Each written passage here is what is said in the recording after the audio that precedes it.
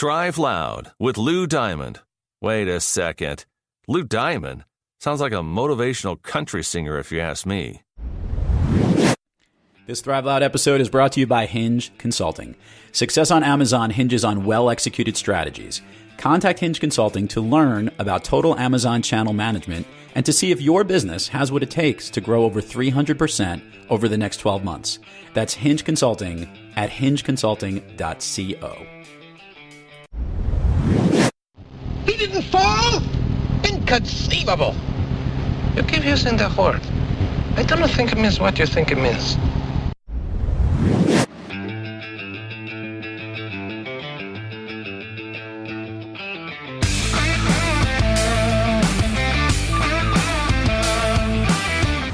It's time to take an inside look at those that are taking their lives, their businesses, and their passions to the next level. Get ready to thrive loud with Lou Diamond. Hey, Thrive Loud listeners, Lou Diamond here. We have an amazing episode today with JJ Flizanes. We have a great interview where she talks about all the amazing things that she does from a spiritual world, from the physical, personal training that she does, and a lot of the things and how she lives each and every day in her life and why she is an inspiring person to so many. And then in the show, we discussed a little bit about one of her passions and expertise, which is her ability to do astrological readings. And in the interview, we discussed that we would come back and eventually have her do a reading. And we then went back and did that. So we tacked that on at the end of the interview. So listen to the interview with JJ, and then at the end, check out her reading of me. Pretty interesting.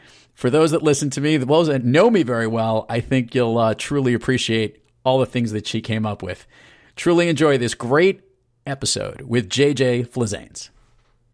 Welcome, everyone, to another episode of Thrive Loud with Lou Diamond, connecting you to the most inspiring and amazing people that are thriving each and every day. Today on Thrive Loud, we bring you an empowerment strategist and host of the Fit to Love podcast show. She is on a mission to transform the meaning of the word fitness to include not just the state of a person's physical body, but also the emotional, mental, and spiritual factors which affect a person's overall well-being. She's a friend and fan of the Thrive Loud family and someone that you are just going to be inspired by. Thrive Loud listeners, JJ Flizanes. JJ, how are you today? Lou, I'm fabulous. Thank you for having me. You are reaching to us from, we're doing the cross-continental, coast-to-coast conversation where you are over in California. I am calling you on a very rainy day here in the Northeast in New York. And you've got a pretty interesting thing going on with all the things that you do. And I could jump in and tell everyone about it, but it's way better when we get someone like you to actually share a little bit of your story and your journey. So if you could, for the Thrive Loud fans, could you share a little bit of how you got into what you're doing, and we'll dive deeper into what your focus is all about, because I think it's pretty cool stuff, and I know our Thrive Loud audience will love it. Sound like a plan? Yeah, it's a long story, so I'm going to wrap it real fast in a nice tight bow and give you sort of the highlights. I've been a personal trainer for 20 years, and in that time, I have learned science. And growing up as a kid that was all into singing and dancing and acting and being, expressionistic, so to speak, and being out there in the world, talking and communicating and connecting and sharing my feelings and my thoughts and my ideas. I didn't think I was that smart, actually. I got good grades in school, but I wasn't the brainiac math and science geek. And part of me felt like I was missing out on that. And so it wasn't until I actually got into personal training and I started to learn the sciences of the body that I could put form to it. And when I can see it mechanically, it became more real and easier to learn and apply. And then I got really excited. And then I realized I was super smart. so pat on the back there. No, but seriously, I learned a lot of science and I had to take a step back and go, wow, I really get this. And I really started to uncover and unravel what my brain's what my capabilities were in that science realm. I was always good in the emotional realm and communication realm, but not necessarily science. So here we are. I'm a personal trainer. I'm actually learning science, and I'm helping people apply the science to their body through exercise and diet and learning biochemistry and physiology and anatomy and physics. And when I get a problem that I can't solve, I'm the person that says, well, if I use these tools and they don't work on you, let me go find some more tools, because I believe I can solve pretty much any problem, or at least take another position where the problem isn't a problem anymore. So that is sort of how I deepened my experience and my learning and my passion about the holistic perspective on the mind, body, soul connection, which is what I do now. And I started out branding my business Invisible Fitness. And Invisible Fitness really at the time was because I looked at the body. I was in my early 20s. I was director of education of New York Sports Club. I had people looking at me like, what the heck do you know? You are young. You're not a bodybuilder. Like, I'm going to listen to you. And I said, let me ask you a few questions. When I started into the body sciences, like imagine a bunch of like meathead guys, no disrespect to you meathead guys if you're smart, sitting at— None taken. Sitting at, well, I don't mean to be, I have so many personal trainer friends who are very smart, and the people that I learned from were very smart. But if you looked at them, you would think, bodybuilder, juicer, not that smart.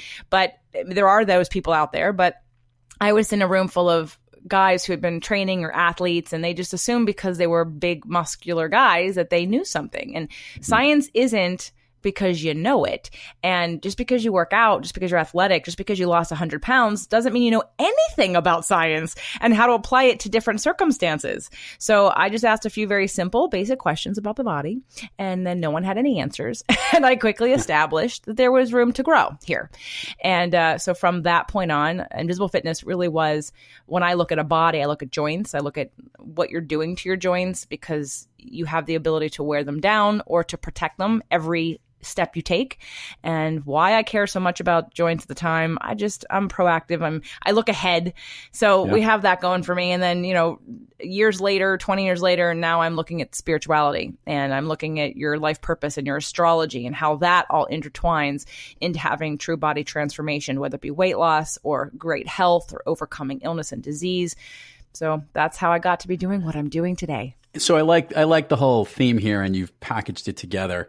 And I think it is interesting, right? We were told, and old wise men or old wise women would all say, everything in moderation, right? And I used to joke about those that would work out too much, or whether it be physically in the gym lifting weights, or those that would be running 100-mile marathons and stuff like that, and not taking care of other parts of their body. Or even those that would go on these crazy diets because they would be extreme in that component of their life, because they knew how much the importance of what you put into your body is what makes your whole body as a whole. So now I guess the question I have is, you're balancing out all the different aspects of this. When you assess and look and strategize with the people that you work with, do you kind of do everything in moderation, so to speak, of all the levels of quote unquote fitness, as you want to define it, to basically figure out what's the best plan or area that particular client of yours needs work on? Of course, you have to take it bit by bit, because most people can't handle the barrage of information I have to throw at you about all the different aspects of your life. They're like, I don't know what to do with all that. You just told me to change everything about my life, and no, thank you. So no, I take it. I try to meet people where they are first and foremost, and one of the great things about podcasting for me, when I started the Fit to Love podcast show, it was 6 days a week, and it covered all the different areas in those different 6 days of the week. And then after 2 seasons and 350 shows, I wasn't feeling like I had gotten the response I wanted. I didn't have the leverage that I wanted to have. And so I split them into 6 different days with different themes. So my newest, most popular show with the biggest tribe that is right there with me is called Spirit, Purpose, and Energy. So those people really showed me where my entry point is of what I want to attract. I want to work with the people, and the best people to work with me are the ones who have either done so many programs and are frustrated, but they intuitively know that they're missing something. They feel like, I've tried everything. It just doesn't work long term. There's got to be something I'm missing. That, or the people who understand that everything's connected, who practice law of attraction, who are attracted to astrology and numerology and things unseen.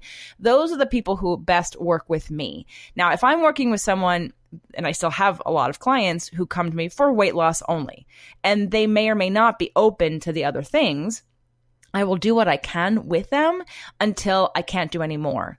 And that's where it's up to the person and their consciousness level to assess and realize that things outside of their comfort zone may be what actually sabotages their success long term. So if someone's unwilling to walk a path that I'm going to lead them down, then I'm not going to work with them. But I try to be and meet people where they are as best I can and give them bite-sized things to work with so that it's not overwhelming.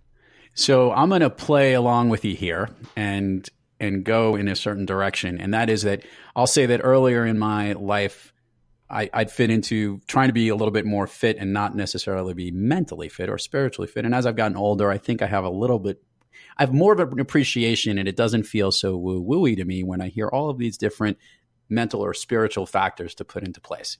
So to jump into that theme, let's take me, for example, all right? I want to play along with you here and talk about what you mentioned briefly about numerology and astrology and all those components that you actually help really understand and work with and how that relates to the individual. We can play around here. I'm willing to be a participant in this.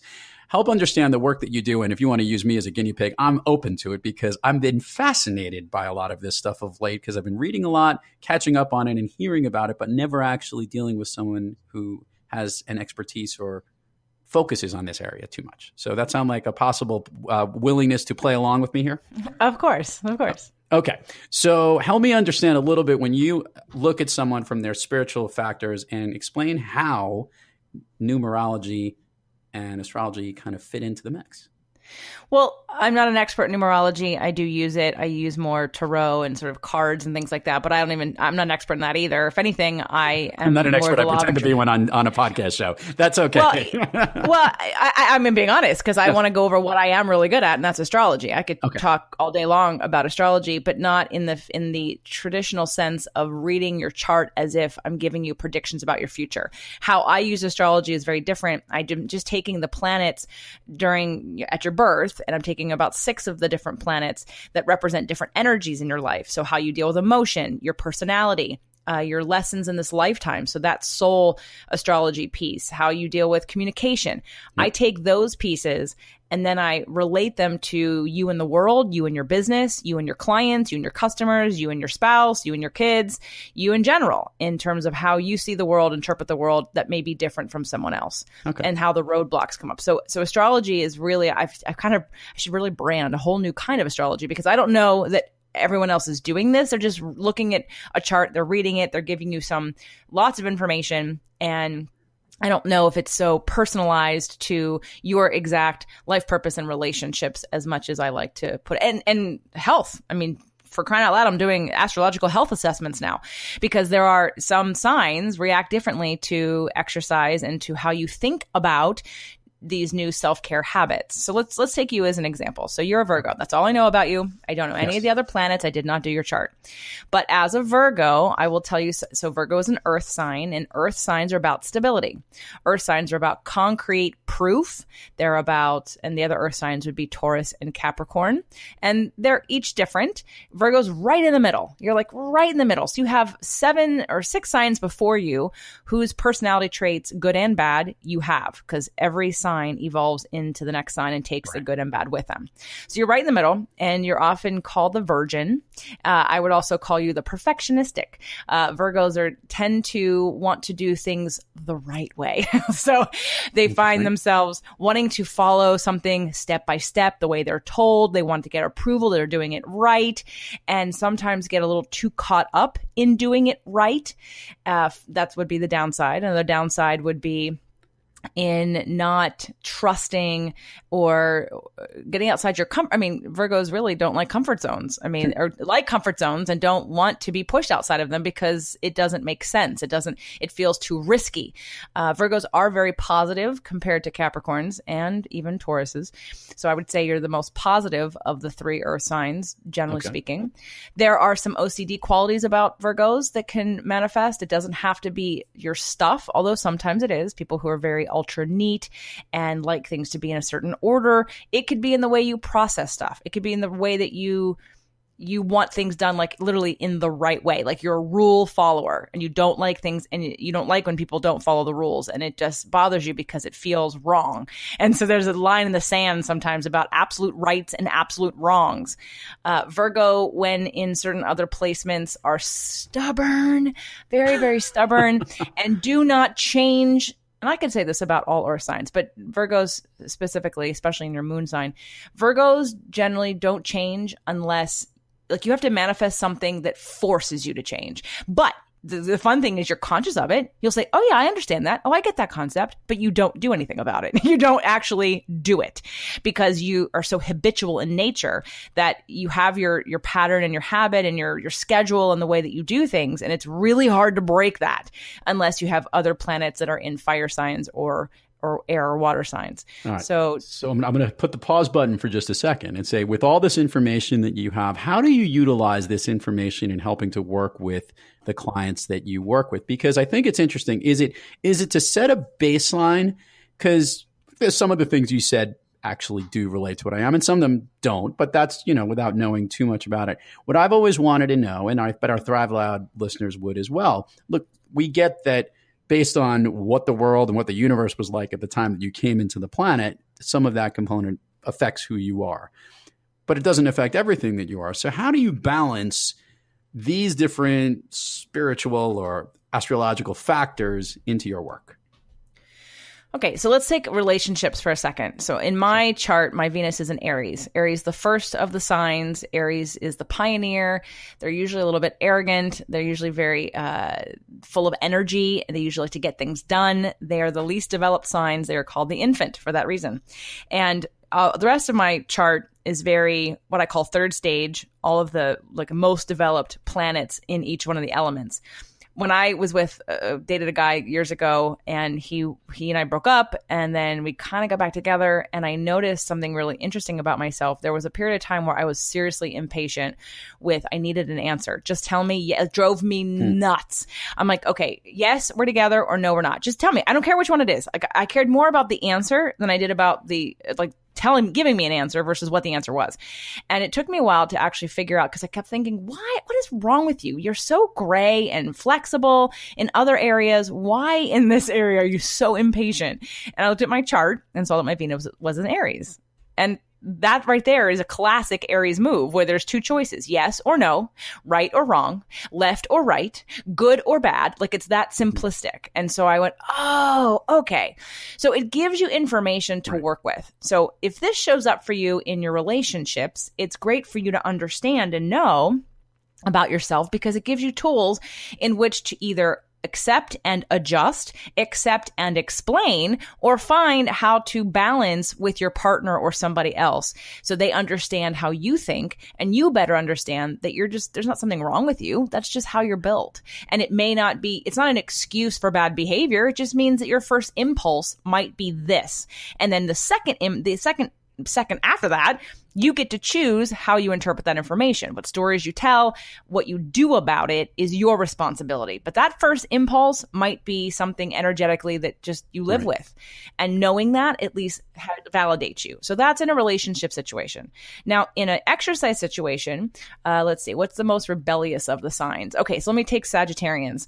Sagittarians need to understand why they're doing something. And if they don't understand why, they're not going to do it.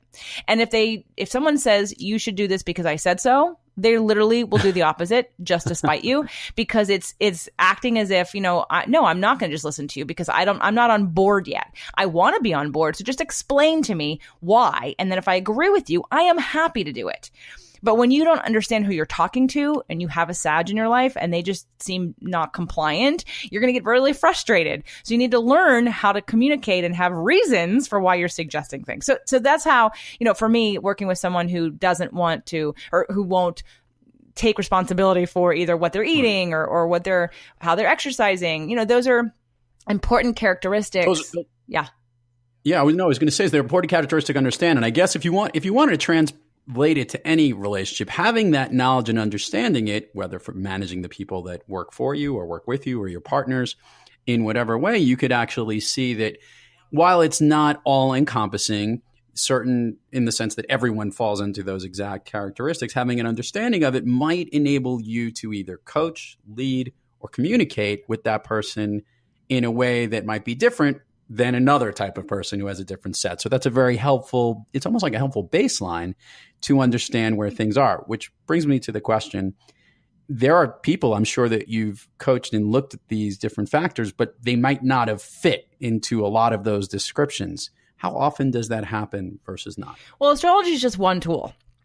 Right. I'm using love languages. I'm using, their belief systems. I'm using their birth order. I'm using their everything. I'm just taking everything from you and I'm putting it in a big mix and I'm saying, okay, how does this all connect or align? And I've had people who, that's how like the Virgo moon, anyone with a Virgo moon has I've had so many clients with Virgo moons who I've just learned through 20 years of trying to help them in 10 million different ways that this is who they are. And they're going to manifest some big thing. And sometimes it's going to be a heart attack and sometimes it's going to be cancer. And that's the way they're going to learn. And through that work, I've learned not to take it personally because there's nothing else I can do because I've literally tried everything. So at this point, this becomes about their comfort zone. So when looking at, yes, some of these things fit. But again, like I said, I only know that you're a Virgo. If I knew what your moon is, I could tell you a lot more that was probably more specific. But nonetheless, whether it fits or not, whether someone believes it or not, sometimes I just use it and I don't tell you because it's about my ability to communicate in a way that you understand. It's about you being able to hear and get what you need in the way that you're going to receive it. And I use these tools to figure out the best way to do that. So here's the question that I love asking all the Thrive Lad guests, and I'm very curious to see where this goes. You're a superb fit. You're in very good shape for those Thrive Lad listeners. We'll show pictures. She's always in shape, and she's always very physically fit, and obviously she's also mentally fit, balancing this out, and she's helping so many people, and she's got a successful podcast show and a great strategist, and the phone is ringing in the background. This would only have air. It was picked up. We'll pause from there. With all of these things that you have going on, my question to you is, when you personally have trouble thriving, who or what practice do you turn to get back on the thriving track? So I've done so much work and I love work that I do that can actually really change me. And I've recently come into some work that I'm sharing it at my next live event because when I find something that floors me and opens me up in a way that after 20 years of doing this, I haven't been before, I have to share it and help others get there. So it just depends on what the issue is. Let me just go over the tools that I have used that work really well. I'm not a big proponent of just regular talk therapy. I think it's a waste of time. I think it's a waste of time for the reason that 12% of your mind is conscious and 88% of your mind is unconscious or subconscious. And so talk therapy is really only accessing that 12%. Well, that's a really small percentage of your behavioral methods and habits and patterns and belief systems that you can't even access. So I'm a big one on EMDR, which is eye movement desensitizing reestablishment. That is a therapy for trauma. So anyone that has PTSD, which by the way, we all have PTSD.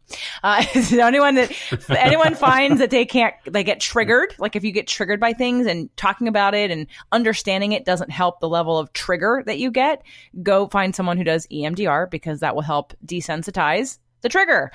That would be the first kind of therapy. Hypnosis is another great tool to help really reprogram that subconscious, that 88% of your brain. I do a lot of spiritual work with people. So I do believe in the therapeutic process. I just want to make sure that it comes out of my body on a cellular level, not just in my head. So if you're an air sign, someone who loves to think and talk and think about concepts, you'll love that. But the likelihood is you're disconnected from your body. So your pains and your triggers and traumas live in your body. So we need a way to integrate that, which is kind of why I do the work I do now, is because nobody else offers that. Nobody's integrating it on these levels. The next, I look at my astrology. Definitely. I look at my life balance. I look at what I'm eating or what I'm drinking or if I'm doing self-care the way that I want to be doing it. Am I getting enough sleep? Where am I hormonally? Am I balanced? Am I getting enough nutrients? Am I playing? Am I happy? And I use law of attraction for that. Do I feel community? So it's the assessment. And then when I assess what do you need now, then that's sort of where I go, okay, I need help with this. So I'm going to follow up this question with one I've never done before because I'm I don't know this. You're always physically active, and it sounds like your brain is always mentally active. What does JJ Flizanes do to turn everything off? What is her veg moment that nobody else knows about? Like a little special hidden secret that, she does only onto herself, which is not involving all the wonderful things you just ran through about helping you physically get where you are, understanding your mental state, something that just turns it all off and almost seems lighthearted and relaxing and silly for you. Salsa dancing. Oh, okay. Tell me more about this. So I've been salsa dancing. I've been a dancer since I was 3, but I learned salsa and I heard Latin music. I'm going to credit CNC Music Factory for that when I was in New York, when I lived in New York, and I heard them for the first time in 1997 or 96, 97. And I remember hearing that and I literally stopped in my tracks and went, what is this music? I was so turned on by the music. Like, oh my gosh, I love this. And then not that is salsa, because it's not, but it's Latin. And I went from that to taking a salsa class, and I took a bunch before I left New York and moved to California. And then I took a bunch when I got here and ended up dating a few salsa instructors, became a salsa instructor, competed. So I'm in the world. I haven't been doing it as regularly as I would like to, but salsa dancing, really, I want to do a workshop just on using dance to connect people in a new way, because it has so many lessons within it. For women, how to follow and to let go of control. For men, how to lead, how to do nonverbal cues with with everything from music to the way that you move a person, the connection with the person. Anyway, I just think it's so fabulous, but because it's so between the music and the body movements, there's no room to think. And especially as a woman on a salsa dance floor, you can't think because you're being led. I am completely surrendered to who is leading me, because I don't know what you're doing. I don't know where you're going. And it's not for me to know. I'm just supposed to follow you. It's great stuff. By the way, you'll have heard a previous lesson before you from an episode with Lisa Betts-Lacroix, who is a former actress and a competitive dancer, who took up dance and actually does exactly what you described, where she actually coaches people through dance and talks about the power of it, because it is the great movement, and you couldn't have hit the nail on the head more so. But that is great that is your turn off the brain moment. And I like that expression about that. So JJ, aside from doing the deep dive, thank God I'll find out what my moon is when I was born, and you'll have to have that information and do a deeper dive on Lou Diamond, which will be a follow-up episode, I hope. Absolutely. Anyway. Did you hear that I did Strickland's? Did you hear that episode? Yeah, and I did, and it was a little scary actually, because how much of it was accurate, and almost actually what you did, which I remembered specifically, and for the Thrive Out listeners, we're referring to Strickland Bonner and Doug Sandler, of those guys, nice guys in the business. You did the whole piece on Strickland, specifically on how he relates to his work partner in Doug. And I thought that was spectacular, that component of how they can get along together, which was really interesting. So, yes, maybe that'll be a follow-up episode for Thrive Loud, and we'll have some fun with it. That'll be fun. I'm game for that. Good. JJ, let's do all the admin stuff here. Give me all the places people can find you, all the websites, podcasts, links, places you want to send them. We can list it all in the show notes, but it comes better straight from you. Well, you can find everything at jjflizanes.com. That's jjflizanes.com. Literally everything. My events are there. All my podcast shows are there. That's under jjflizanes.com/shows. So just go to the tab. It says shows, and you can find all of my many podcasts, which we keep adding to, and the events that are coming up. The one is coming up in September, the next big step. And there's one in January called Releasing What Weighs You Down. And then just everything else you could possibly want. You can get a free copy of my book, the latest book called The Invisible Fitness Formula, 5 Secrets to Release Weight and End Body Shame. And that is also at jjflizanes.com/gift. But you could just go to, there's a bar there. It says free tools and resources. So just jjflizanes.com will take care of everything. And give the date again for that September promotion so we could put it out there, because that's coming up real soon. September 20th through the 23rd in Los Angeles, called The Next Big Step. It's about breaking through the next level for you, and in relationships, money, business, happiness, definitely physical and weight related and aging related. So it's really like, where in your life are you stopping yourself from going to where you think you can have a better life? Awesome. I got 2 more questions for you here. We're going to finish off here with the standard Thrive Loud question, which is, JJ Flizanes, what is your all-time favorite movie? I have to say The Princess Bride. Oh, I love The Princess Bride. I do too. I mean, there's so many things I love about it, and it's just so fun. I mean, I can quote so many different lines from that movie, Andre the Giant. Like anytime I'm in a crowd of people, I go, "Everybody move!" And I just wonder, does anybody know what I'm quoting? I mean, when I say that, but I think it every time I'm in a crowd and I want to say, "Everybody move!" But that's just my own little joke in my head. So I love Princess Bride. I think it's super fun. The two lines on top of that I love in that movie is obviously inconceivable, which you said over and over and over again. And when the sword fight is taking place on the stairs and all the levels, and they're both smiling, and he goes, "I am also left-handed." I'm also not left-handed, to be correct. Just great stuff within that movie. And actually, if you were interested, there's a phenomenal documentary on the life of Andre the Giant, and they do a lot of features about that movie in there. I did see parts of that, although I haven't watched it from start to finish, and I would like to. That man drank more wine than you could ever possibly imagine in your entire life. He was just such a, large giant of a human being. It was quite an interesting thing. But anyway, the follow-up question that I was going to ask, which would be, I guess, a bonus one here.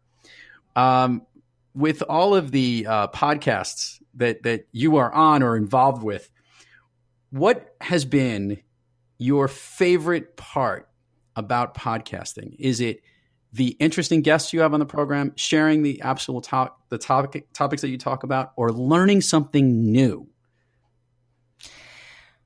I started podcasting as a way for me to catalog all the things I wanted to share that my current clients might not have cared about. And it was also a way for me to test how the world wanted me to show up. I have all these different things I'm interested in, all these things I think are really part of a balanced living, part of transforming your everything, relationship, body, life. And I'm not sure which one I need to follow. So let me put it out there and see what happens. And when I rebranded everything and separated the 6-day-a-week show into 6 shows, it was a very clear spirit, purpose, and energy, which is a law of attraction spirituality show, was it. And the great thing about that, what I love about how this all happened, was it was a validation that I wouldn't have given myself. It really propelled me into a new space where at my last event, I stood in front of a room full of people, all who came from my podcast, who came from all over the country to come to the event. And I literally said to them, "I'm not an expert in law of attraction." And they all screamed at me, "Yes, you are." And I thought, okay. So it really gave me permission because people are responding. I get fan mail every day. I get amazing stories about how the show is changing people's lives and how grateful they are to have found it, how they share it with everyone they know. And it's not because I need the validation as a person. What I find really fun is that this has changed my life. And so I just want to share it with others. And I love that it's making a difference in other people's lives. And now they're sharing it with others.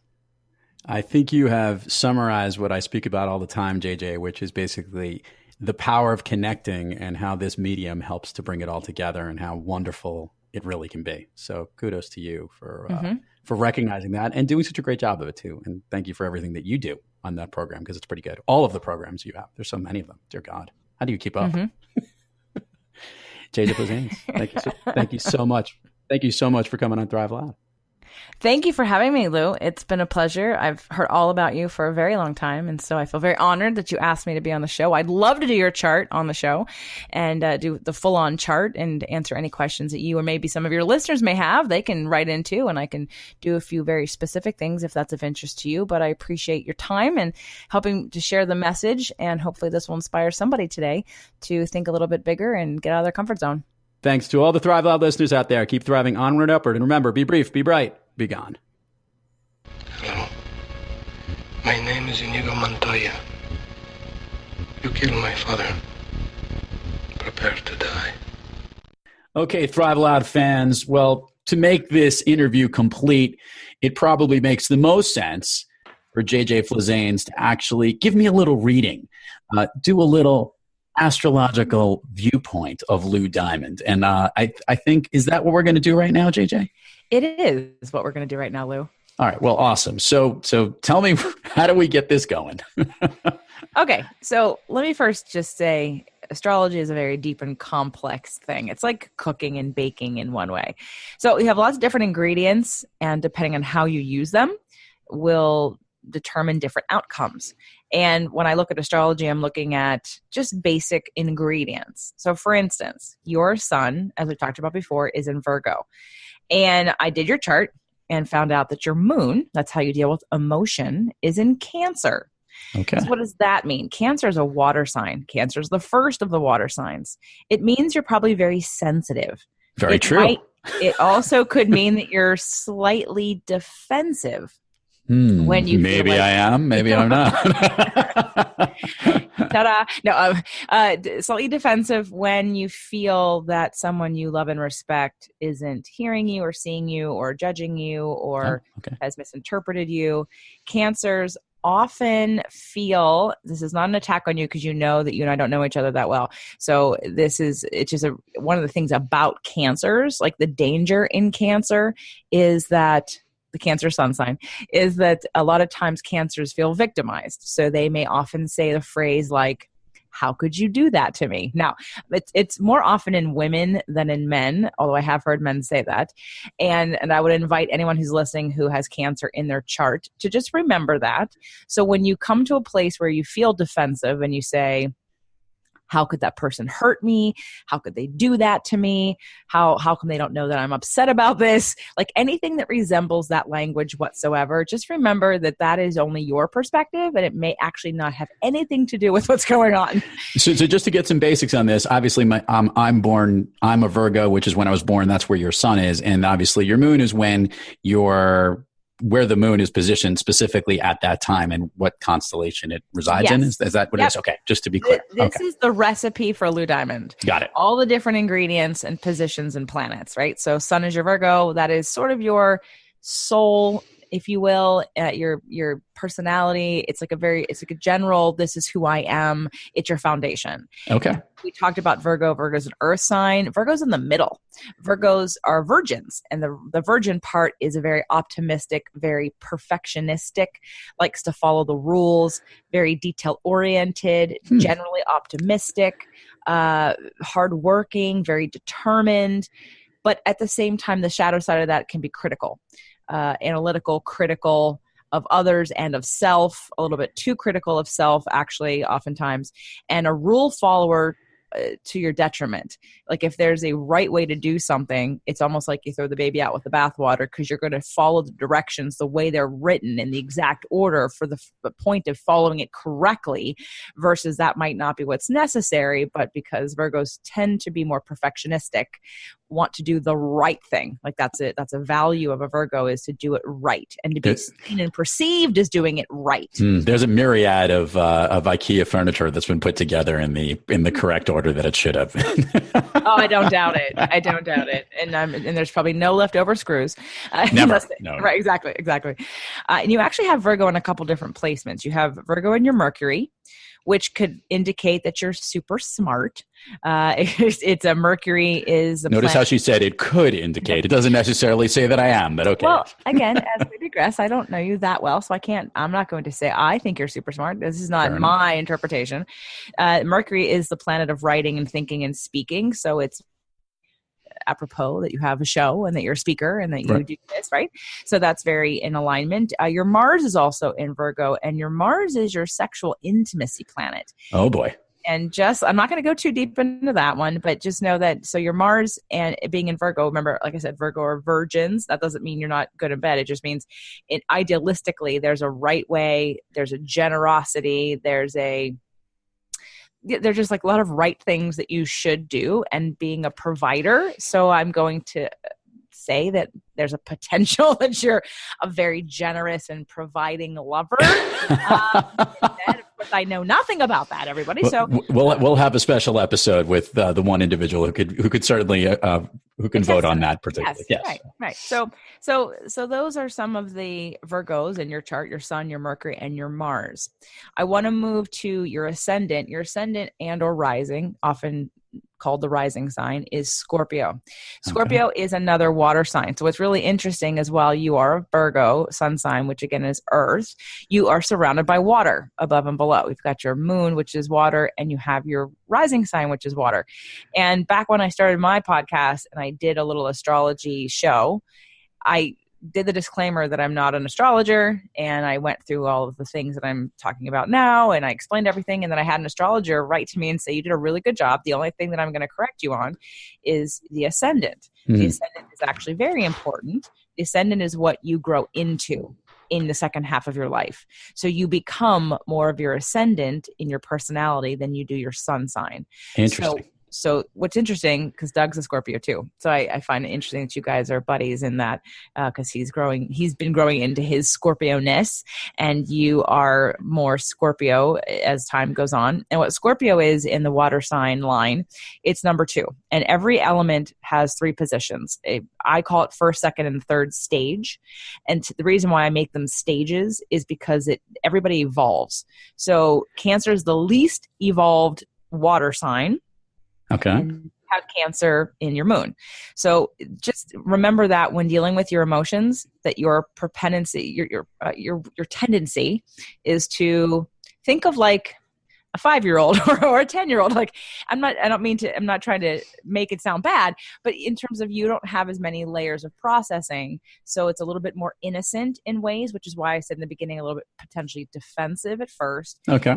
And can be a little bit victimized in saying that, but Cancers are very, very generous and loving and attentive and are great parents and are great homebodies and also love to travel, which is funny, and love to cook. So there's a lot of really great, interesting things about Cancers. So water signs are awesome because you're in touch with your feelings.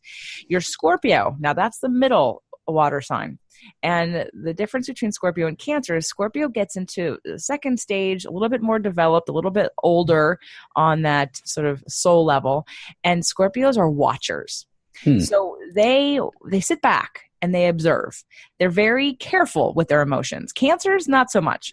Cancers are not careful. And Pisces are not very careful. Scorpios, however, will protect themselves by assessing a situation from afar, and will sort of sit back and be a part of the crowd, but watch, learn, and study, and only be vulnerable, and only share, and only show what's important to you after you've identified and analyzed that you're safe in the situation. So very fascinating. So that would be the one that I would say probably is the least representative of me, but interesting to hear those different pieces. You are growing into this though. So maybe. I'm not done with Scorpios, because Scorpios are also the most sexual sign. Oh boy. Scorpio is also the most sexual sign. Okay.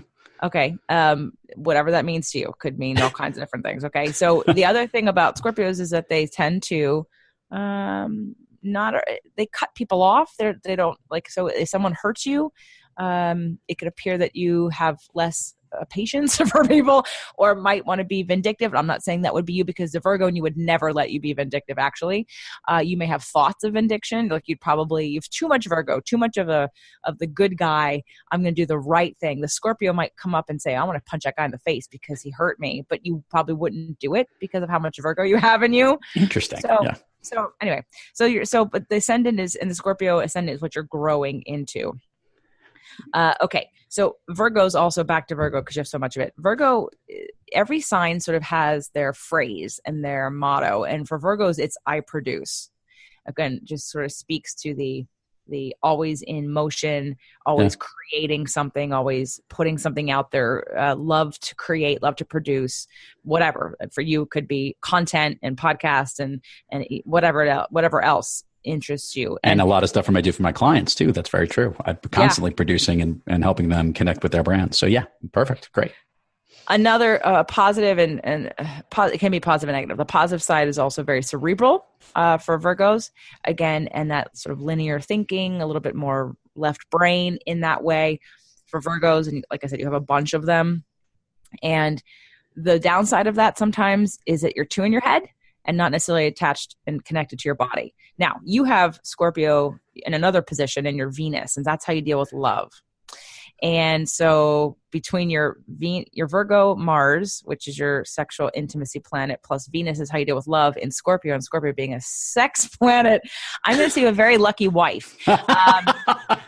I'm just going to say that you're probably a really attentive, good lover, and also romantic. Like, I think you look like on paper the whole package. So in that area. So yes, let's get your wife on here. I'd love to hear if I'm right on this. I think we just found the part that we're going to open the show with as we take a segment.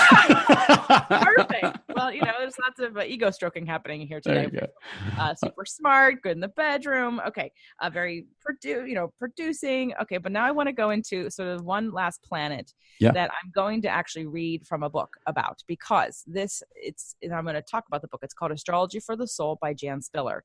This one planet, this is your true node, otherwise known as your north node, and yours is in Pisces. Okay. What the north node position is your lessons that you're here to learn in this lifetime.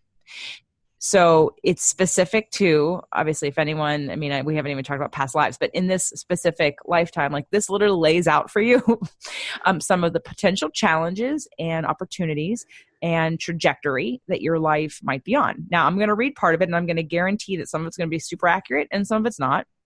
How things get, again, I'm thinking from your position of all these Virgos. Some of it might not be concrete enough for you to see right now. And that's where the balance of using the other parts of you. If I'm looking at your chart, Virgo, you're pretty balanced on the water and the air. The water and the water, the earth, right? Earth signs, right. Right. So that's really good. Good in terms of, well, you could be muddy sometimes, earth, right? Because water and earth make mud. So you have the opportunity for balance. And I guess if without knowing you, with just looking at your chart, I would just invite you, in case you don't, because you're probably really comfortable, also as a man, probably really comfortable with all the cerebral things and probably a little less comfortable with all the emotional things. So I would invite you to utilize that balance of the earth and the water to get in touch with your emotions and to use the Virgo part of you to understand emotions in a different way, so that you can learn how to be vulnerable and process and express and utilize your emotions for how powerful they are, and not to necessarily just overanalyze them and not feel them. So feeling is really important for you. You have a ton of water in you. Okay. So Pisces is a water sign, and your north node is in Pisces. So there are 3 sections I'm going to go over real quick. Okay. The first one is called The Attributes to Develop.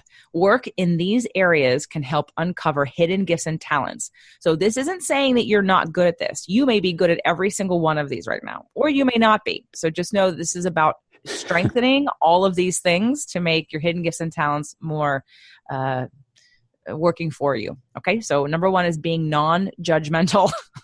That's fair. Right. Which is like the opposite of Virgo. Right. Okay. Number 2 is compassion.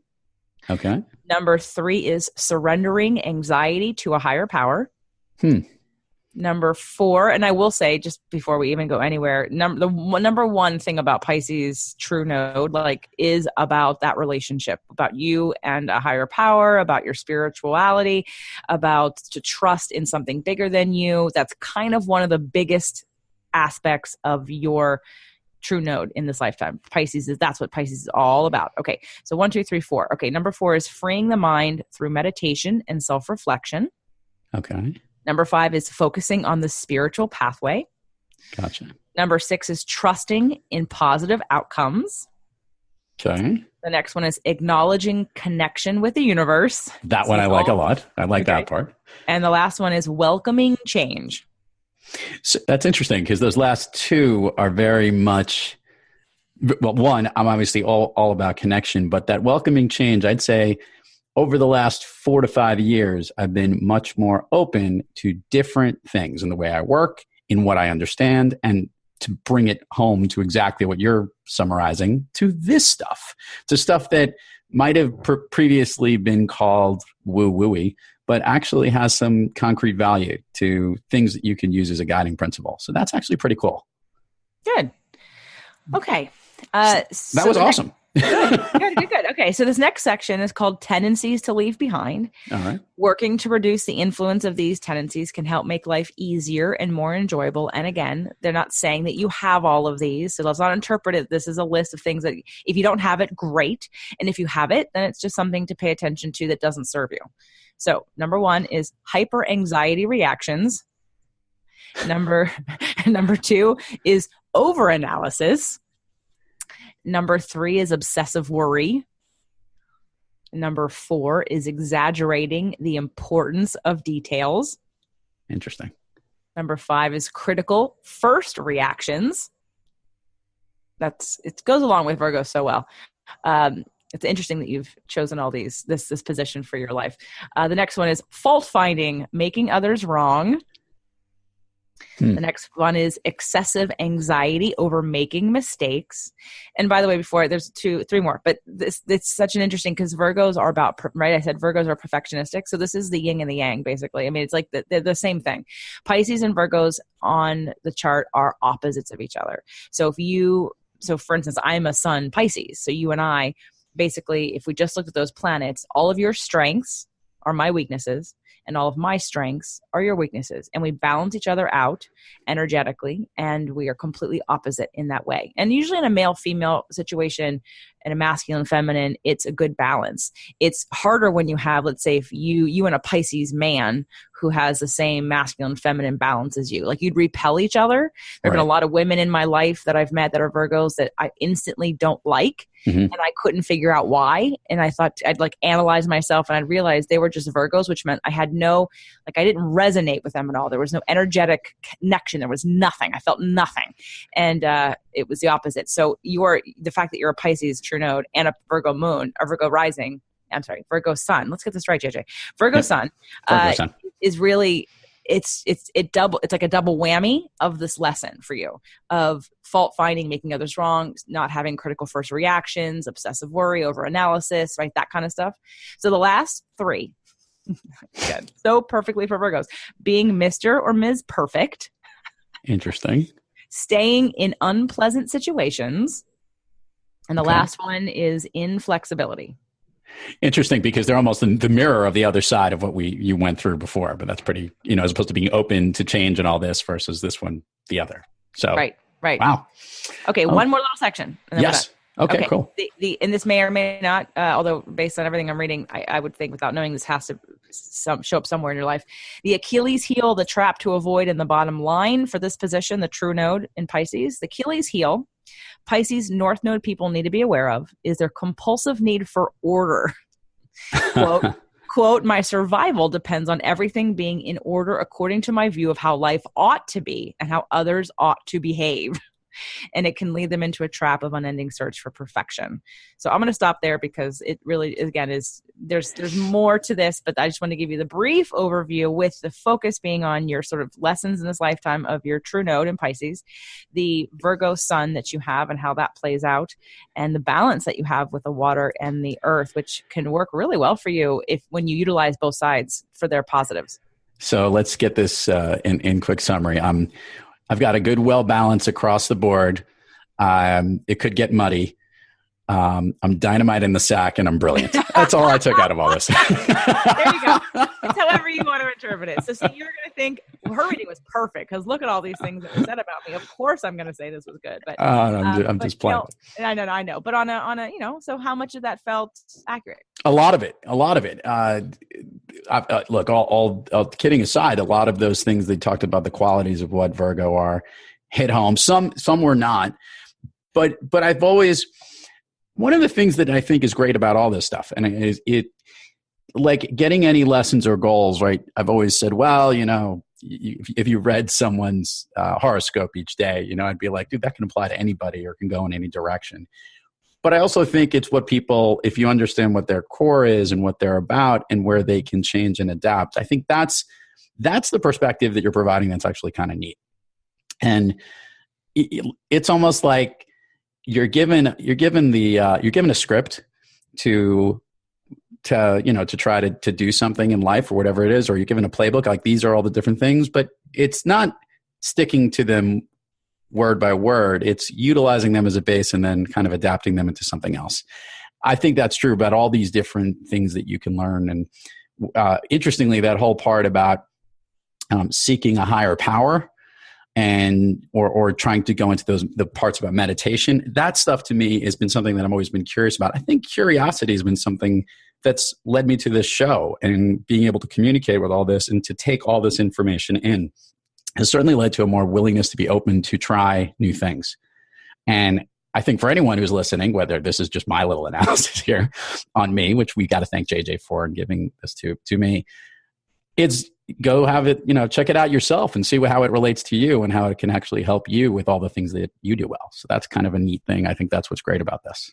So we got to thank JJ for this, right? This is awesome. You're welcome. Well, let me tell you how to best utilize this. So that Please was do. just a very short overview. Where I think astrology is most powerful is using it in sort of getting your goals met or how to communicate or in relationships. So if you're having an issue, let's say I do an astrological health analysis. If we're looking at what's the right program for me, how should I be working if someone's not able to lose weight or they don't get motivated for exercise or they have poor self-care or whatever. It's looking at how to interpret things, what things to choose that are more in your energy that makes sense to you. It's how I could communicate with you. Like all my clients, I do their charts just so that I know how to talk to them. Right. Because I understand what they value and I'll know who I can talk to in an emotional way and who I need to explain things in a scientific way to. I can make recommendations to people who, for you as a Virgo, if I give you a list of things to do in the order in which I wanted you to do them, you do them because that's how you're built. But if I give someone who's a Cancer, who has a lot more water in them, that they're going to look at me and say, no way, I'm not going to follow that. Like, I don't feel like it. So astrology is really a great bridge between people in terms of understanding who works for you, understanding your partner, understanding your children, understanding how you interpret information. And that's how, to me, astrology really makes us more compassionate to ourselves and others, because otherwise we're all like, there's no normal. If you understand that you have a tendency for something, like I'm pretty gray in most of my planets. Like I can see things from multiple perspectives. Most of my planets are in the third stage, but I have one planet that's the very first sign, Aries, in my Venus. And for a long time, I thought, why am I so impatient when it comes to certain relationships, whether like I have to have the definition of if we're together or we're not together. Are we dating or we're not dating? And I don't care which one it is, just tell me the answer. And I watched myself be super impatient and like, I thought, what's wrong with me? And I looked at my chart and I thought, oh, because your Venus is an Aries, you have no patience. I mean, Aries people are very impatient. They're very black and white. They're very duality in terms of they need an answer in one camp or the other. So it just can validate some of your behaviors and make you less judgmental on yourself and then give you tools to help yourself get to where you want to go. JJ, this was awesome, educational, insightful, ego building, boosting, and also and everything else that you get asked for. But thank you for providing this and sharing this with me. Thrive Loud listeners are probably either all turned off right now or just nodding their heads going, man, what did I just listen to? Thanks again, JJ. You're welcome, Lou. You've been listening to Thrive Loud with your host, Lou Diamond. Make sure to subscribe on iTunes, Overcast, or wherever you get your podcasts. And follow us on Twitter, Facebook, and Instagram at Thrive Loud. Or find us on the web at thriveloud.com.